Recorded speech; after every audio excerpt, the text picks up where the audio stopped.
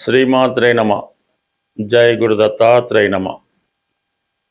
ఈ వీడియోలో మనం జూలై 27వ తారీఖు నుంచి డిసెంబరు 11వ తారీఖు మధ్యలో శని భగవానుడు వక్రగమనం పొందడం జరుగుతుంది. ఇది మేషరాశి వారి మీద ఎటువంటి ప్రభావాన్ని చూపుతుంది అని పరిశీలించినప్పుడు మరి ఒక విధంగా ఈ శని యొక్క వక్రగమనం మేషరాశి వారికి విశేషమైనటువంటి లాభాన్ని కలిగించే అవకాశం ఉంటుంది.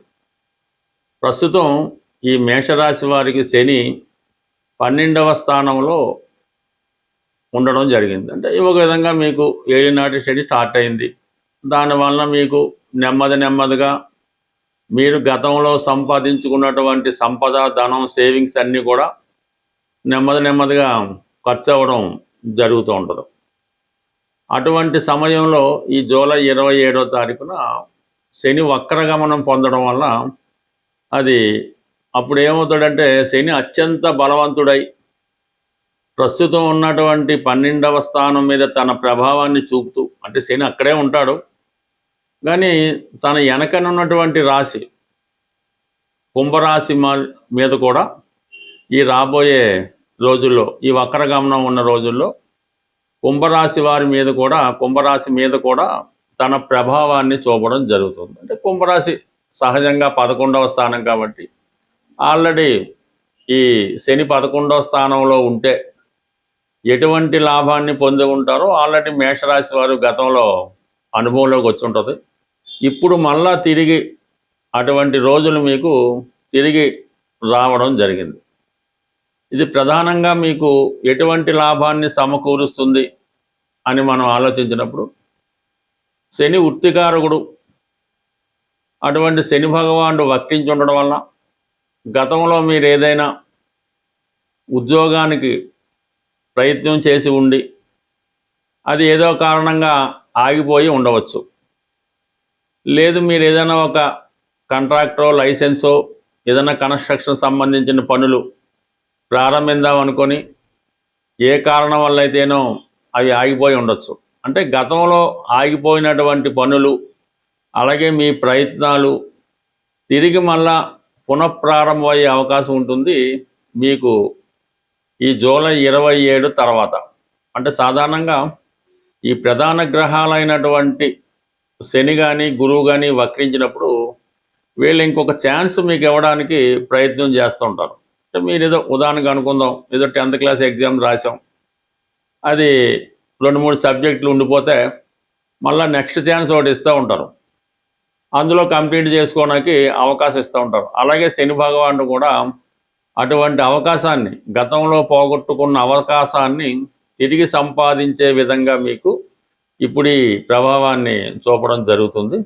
సో ఆ కారణం వల్ల మీరు, అంటే ఇప్పుడు ఏమైందంటే మీకు శని దశమ లాభాధిపతి 10వ స్థానానికి 11వ స్థానానికి యాక్టివేట్ చేస్తుంటాడు. దశమాధిపతి లాభస్థితిలోకి వచ్చినట్టు అవుద్ది అప్పుడు. అంటే కొత్త ఉద్యోగం కోసం ప్రయత్నం చేస్తున్నటువంటి నిరుద్యోగులకి ఇది చాలా మంచి అవకాశం. ఇది ఎక్కువగా ఎలా ఉంటుందంటే ఈ మీనరాశిలో ఉన్నటువంటి శని భగవానుడు విదేశంలో చదువుకోవడానికి వెళ్ళో, అక్కడ స్థిర నివాసం ఉండో, అక్కడ ఉన్నటువంటి వారికి చాలా వరకు ఇప్పుడు ఈ వక్రగమనం పొందడం వల్ల ఎవరైతే విదేశంలో ఉద్యోగం లేక ఇబ్బంది పడుతున్నారో వారికి ఈ జూలై 27 తర్వాత ఉద్యోగ అవకాశాలు రావడం జరుగుతుంది. అలాగే మీరు వివాహ సంబంధించిన విషయాల్లో మరి ఎప్పుడైతే ఏలినాటి శని స్టార్ట్ అయిందో ఈ మేషరాశిలో వాళ్ళకి ఈ వివాహ ప్రయత్నాలు చాలా డిలే అవ్వటం జరుగుతుంది. ఈ డిలే అవ్వటంలో ఇప్పుడు మళ్ళీ వక్రగమనం పొందడం వల్ల మీరు ఈ సమయంలో, అంటే ఇప్పుడు 11వ స్థానం మీద తన ప్రభావం చూపితే ఆటోమేటిక్గా 3, 7 భావాల మీద కూడా తన ప్రభావం యాక్టివేట్ అవుతూ ఉంటుంది. మరి అందువలన ఈ వివాహ ప్రయత్నాలు చేస్తున్న వాళ్ళు ఎవరైనా ఉంటే, గతంలో కొన్ని సంబంధాలు మీకు ఏమైనా వచ్చి మిస్ అయి ఉన్నా, పెండింగ్లో ఉన్నా, అటువంటి పెళ్లి సంబంధాన్ని మీరు ట్రై చేస్తే తిరిగి ఈ సమయంలో మీరు ఆ వివాహం జరిగే అవకాశం ఉంటుంది. అయితే ఇక ప్రధానంగా మీకు లాభం ఏంటంటే ఇక్కడ ఈ గురుగ్రహం ఈ వ్యయంలో ఉన్నటువంటి శని భగవాన్ని చూడటం జరుగుతుంది మేషరాశి వారికి. అందువల్ల ఈ గురువు దృష్టి కూడా పట్టడం వల్ల కామన్గా మీకు విదేశ ప్రయత్నాలు చాలా వరకు ఫలిస్తాయన్నమాట. అది విదేశం అవ్వచ్చు, అంటే జ్యోతిష పరిభాషలో విదేశం అంటే మన సంస్కృతి కానిది, ఇతర రాష్ట్రాలనే అది అవుతుంది, అమెరికా అన్న అవుతుంది, కెనడా అన్న అవుతుంది. మన సాంప్రదాయాలు మన భాష కానిది విదేశం కింద లెక్క వస్తుంది. కాబట్టి అలాగే విద్యార్థులు కానీ ఎవరైనా ఉద్యోగస్తులు కానీ దూర ప్రాంతంలో ఉద్యోగ ప్రయత్నాలు చేస్తున్న వారికి ఇది చాలా అద్భుతమైనటువంటి అవకాశం. మీరు చేసే ప్రయత్నాలు కంప్లీట్గా నెరవేరే అవకాశం ఉంటుంది. కాబట్టి బట్ ఏదైనా ఈ మేషరాశి వారికి ఇప్పుడు వక్రించబోతున్నటువంటి శని డిసెంబర్ 11వ తారీఖు వరకు కొన్ని గొప్ప అవకాశాలు అటు వృత్తిపరంగా, వ్యాపారపరంగా, వివాహపరంగా, ఆర్థిక పరంగా రావడం జరుగుతుంది. శని భగవానుడు అంటే శని ఏ రూపంలో అయితేనే అర్ధాష్టమ శని, అష్టమ శని, ఏలినాటి శని, ఈ విధంగా తన యొక్క అంటే శని 12 రాశులు మారడానికి 30 సంవత్సరాలు పడుతుంది. ఒక రాశి 2.5 సంవత్సరాలు. అంటే 30 సంవత్సరాల్లో కేవలం 7.5 సంవత్సరాలు మాత్రమే శుభ ఫలితం ఇవ్వడం జరుగుతుంది.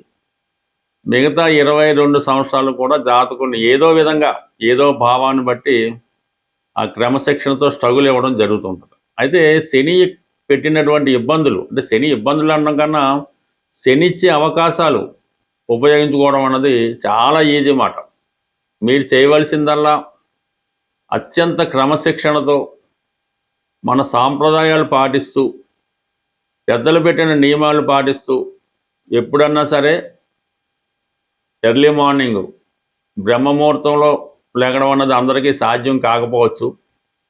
సూర్యోదయానికన్నా ముందు నిద్ర లేవడం, మధ్యాహ్నం నిద్ర అంటే అది ముసలి వాళ్ళకి, రోగులకి ఎగ్జాంపుల్ ఉంటుంది తప్ప మధ్యాహ్నం అనేది నిద్ర ఎట్టి పరిస్థితుల్లో కూడా నిద్రపోవద్దు. ఈ విధంగా ముందు ఈ క్రమశిక్షణ పాటించడం, ప్రతిరోజు కూడా మీ యొక్క కుల ఆచార ప్రకారం దైవనామ స్మరణ చేసుకోవడం, కుటుంబంలో పెద్దల్ని గౌరవించడం. అంటే మెయిన్గా శని యొక్క మీకు ఎంత ఇబ్బంది పడి జన్మశని అయినా అవనవండి, అప్పుడు మీరు ఏం చేయాలంటే అనాథ శరణాలయంలో ఉన్నటువంటి వృద్ధులు, ఇప్పుడు చాలామంది అక్కడ చేయించేస్తున్నారు కదా, అక్కడ ఉన్నటువంటి వృద్ధుల్ని అంటే సేవించడం అంటే పూర్వంలాగా ఏమి కాళ్ళు నొక్కడం అదేం చేయక్కర్లేదు. మీరు వాళ్ళకి అడిగి మీకు ఏంటి బాబు అవసరం, మీకు ఏమైనా బిస్కెట్లు కావాలా, లేదంటే ఎన్నో మంచీలు తాగుతారా, లేదంటే ఎన్నో మందులు తెచ్చి పెట్టాలా, అంటే వాళ్ళకి ఏదైనా ఇలాంటి సేవ చేయడం మీకు ఇష్టమైతే వాళ్ళు ఫిజికల్గా కూడా సేవ చేయొచ్చు. ఈ అంటే మరి ఈ సత్యసాయిబాబా ఉన్నప్పుడు ఈ నారాయణ సేవ అని వాళ్ళు ఈ బాబా డెవోటీసు ప్రతి వారం ఈ నారాయణ సేవని చేస్తుండేవారు, ఈ సత్యసాయిబాబా డెవోటీస్ వాళ్ళు. సో అది కూడా వాళ్ళకి అంటే బాబా వారు ఆ విధంగా వాళ్ళతో చేయించి వారి యొక్క శనిని యాక్టివేట్ చేయించి వాళ్ళకి మంచి మార్గంలో నడపడానికి అవకాశం ఇస్తుండేవారు ఆయన బాబా గారు. సో అలాగే రోగులు ఎవరైతే హాస్పిటల్లో రోగులు ఉంటారో ఆ రోగులకి సేవ చేయడం వల్ల మీరు మరణం లాంటి గండాన్నన్నా బయటపడే అవకాశం ఉంటుంది. అంటే ఆ మరణాన్ని నుంచి కూడా బయటపడవచ్చు. అంటే మీరు హాస్పిటల్లో చేరే అవకాశం ఉంది, మీరు హాస్పిటల్లోకి వెళ్ళి అక్కడ రోగులు సేవ చేయడం వల్ల అది ఆ విధంగా న్యూట్రల్ అవుతుంది. ఇది మాస్టర్ ఈకే గారు ఇటువంటి రెమెడీస్ వారి యొక్క భక్తులతో చేయించి వారి యొక్క దీర్ఘ రోగాలను కూడా ఆయన తగ్గిస్తూ ఉండేవారు. అంటే ఏదైనా శని సేవ చేయడం అది ఎవరికి, ఎవరైతే తన పనులు తాను చేసుకోలేరో వృద్ధులో బలహీనతో వాళ్ళకి చేయాలి తప్ప బాగా ఆరోగ్యంలో ఉన్నవాడికి మీరు ఎంత సేవ చేసినా పెద్దగా ఉపయోగం లేదు. పైపెచ్చి అది మీకు ఇంకో విధంగా ఇబ్బంది పడే అవకాశం ఉంటుంది. కాబట్టి ఈ నియమాలు మీరు అంటే బయట వారికి సేవ చేయడం, బయట వారికి భోజనం పెట్టడం కాకుండా మీ ఇంట్లో ఉన్నటువంటి మీ తల్లిదండ్రులకో, తాతగారికో, అమ్మమ్మలకో, నాన్నలకో వారికి ముందు సేవ చేయవలసి ఉంటుంది. వాళ్ళ గురించి పట్టించుకోకుండా ఏదో వేరే వాళ్ళకి సేవ చేయడం, వాళ్ళకి మంచి చెడ్డలు చూడడం అది మీకు మరింత పాపాన్ని మూటగడుతూ ఉంటుంది. ముందు మీ ఇంట్లో ఉన్నటువంటి వృద్ధులకు ఎటువంటి కష్టం రాకుండా చూడటం, వారికి ఏదైనా అవసరం వచ్చినప్పుడు ఆత్మీయంగా వాళ్ళని పలకరించడం, అవసరమైతే వాళ్ళకి ఫిజికల్గా సేవ చేయడం, వాళ్ళ అవసరాలకి మంచి దుప్పటం, మంచి పడక ఏర్పాటు చేయడం, శుభ్రమైన ఆహారం పెట్టడం, వాళ్ళు పడుకునేలాగా మంచి పడక ఏర్పాటు చేయడం, వాళ్ళకు రూమ్ ఏర్పాటు చేయడం, ఇవన్నీ చేయడం వల్ల మీకు 100% అంటే ఈ శని భగవానుడు కేవలం తన ప్రభావాన్ని మీ మీద కాకుండా కుటుంబం మొత్తం మీద ప్రభావం చూపుతుంటాడు. అంటే మీరు చేసేది తల్లిదండ్రులకు పెద్దవాళ్ళకు సేవ చేస్తే రేపు మీ సంతానం మీకు సేవ చేయడం జరుగుతుంటుంది. ఇది ఏదైనా శని కర్మకారకుడు. మీ కర్మల్ని బాధ్యతల్ని కరెక్ట్గా చేస్తే మీరు ఏ దేవాలయానికి వెళ్ళక్కర్లేదు, ఏ దాన ధర్మాలు చేయక్కర్లేదు, ఏ పుణ్యక్షేత్రాలు దర్శించక్కర్లేదు. మీ పెద్దవారిని సేవ చేస్తూ అలాగే ఇతరులకు కూడా ఇబ్బందులు లేకుండా చూడడం. కేవలం మీ పని వాళ్ళు కూడా ఉంటారు, మీ డ్రైవర్లు ఉంటారు, ఇంట్లో పనిచేసే వాళ్ళు ఉంటారు, వాళ్ళ పట్ల కూడా వినయ విధేయతలతో వాళ్ళ అవసరాలు ఏమైనా ఇబ్బందులు ఉంటే వారి అవసరాలు తీర్చడం వల్ల కూడా మీకు ఈ శని యాక్టివేట్ ఉంటుంది. అలాగే మీ యొక్క వ్యాపార వ్యవహారాలు కూడా చాలా అనుకూలంగా రావడం జరుగుతుంటుంది. బట్ ఏదైనా శనిని కంట్రోల్ చేసే శక్తి మీ చేతుల్లోనే ఉంది. అది మీరు ఎంత కష్టపడి చేసుకుంటే మీ యొక్క అభివృద్ధి, ఆరోగ్యం, ఐశ్వర్యం అంత అనుకూలంగా ఉంటుంది. స్వస్తి.